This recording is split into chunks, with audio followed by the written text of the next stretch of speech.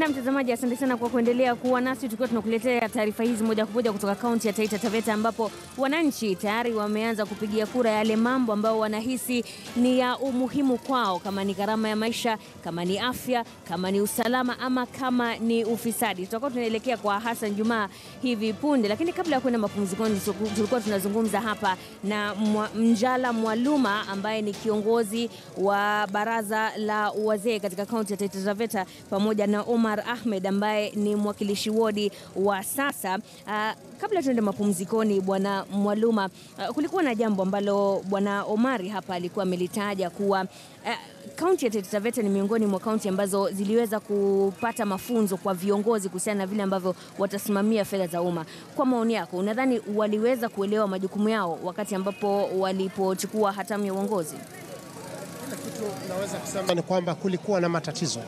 Na kusema kulikuwa na matatizo ni kwamba baada ya ndugu zetu kupata mafundisho ya vile ambavyo wanaweza kusimamia na kuangalia fedha vile zinaweza kutumika katika eneo hili la Taita Taveta, baadhi yao tulishuhudia mvutano wa mambo mengi kati ya viongozi.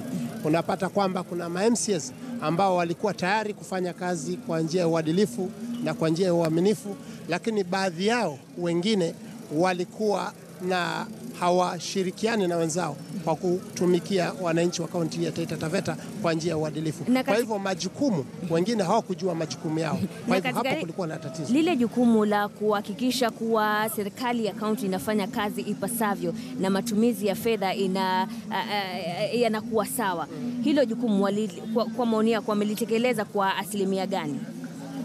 Tunaweza kusema, kwa sababu kulingana na yale malalamishi bado yako katika kaunti ya Taita Taveta kupitia wananchi wa kaunti hii, ni kwamba tunaweza kusema katika hali ya utekelezaji ni kama asilimia 40, lakini asilimia 60 bado wananchi hawakuwa na imani. Omari, mzee Mwaluma hapa anasema kuwa ni kama hamkuelewa majukumu yenu kufikia sasa. Nadhani wale ambao kama wewe ambao bado unatetea kiti chako sasa umeelewa kutekeleza majukumu yako. Kwa saizi ninaelewa vikubwa majukumu yangu, lakini pia vile vile nitasema mambo makubwa zaidi ni ya kuwa wale waliochaguliwa, for example, katika eneo tofauti tofauti, wale waliokuja wako nominated, sote tuko katika kiwango tofauti ya kielimu, na ndiposa utakuta saa zingine kuna wengine inachukua muda waelewe lile jambo, lakini wengi nitasema tuliweza kufanya hiyo. Kama wale wote, mfano nitakuambia, kama wale tulikuwa tumechaguliwa na watu kabisa katika uchaguzi, sisi wengi tulipitia mambo mengi sana, ila ndio tukafika pale. Lakini kwa wale wenzetu walikuwa nominated, si wengi walikuwa wanaangaliwa ametokea wapi, alikuwa anafanya nini, yeye amemeet the necessary qualifications. Katika haya majukumu yenu kuna swala la wengi wenu walitajwa kuwa walikuwa kwa kamati nyingi, mtu mmoja unapata yuko kwa kamati nyingi. Katika hilo jambo, mbona hamkuweza kujigawanya kuhakikisha kuwa kama mikutano miwili ama mitatu inafanyika ya kamati tofauti ilhali kuna mtu mmoja, mnatekeleza vipi hayo majukumu ya kamati? Nitasema kweli vile amesema, kulikuwa kuna swala la makamati nyingi na nani yuko katika kamati ipi na vipi. Na mara kwanza nafikiria kulikuwa kuna ile masharti yenye kama SRC walieka na wengineo haikuwa kwa imetambulika vizuri kabisa.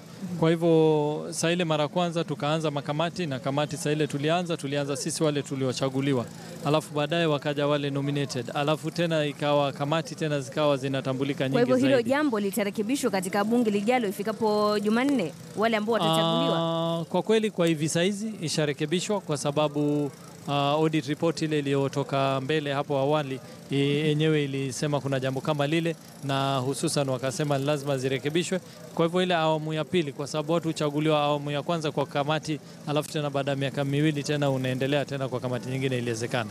Naam, Hassan, hebu tueleze kura watu wanapigia, wananchi wanapigia nini kura zaidi? Ni gharama ya maisha, ni afya, ni usalama, ama ni ufisadi?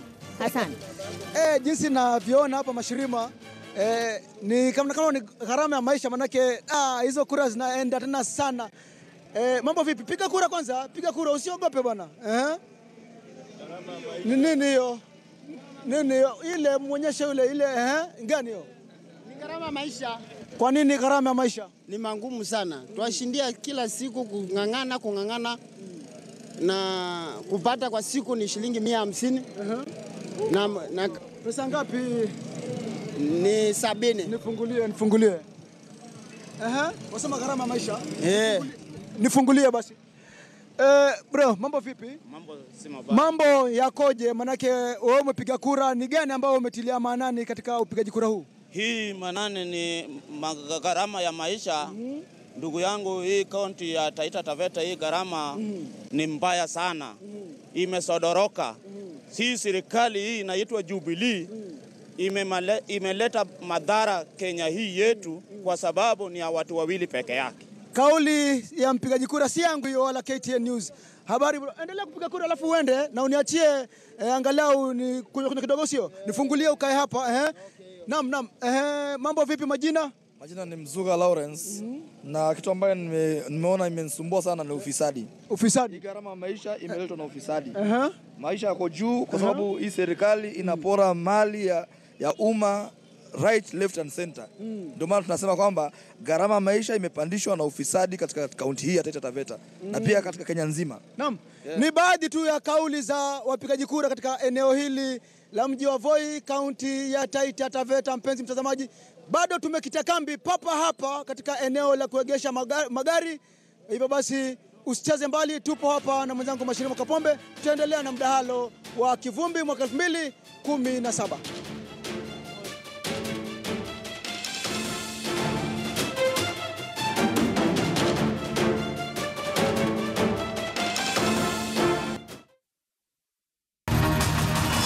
KTN News, your official election station.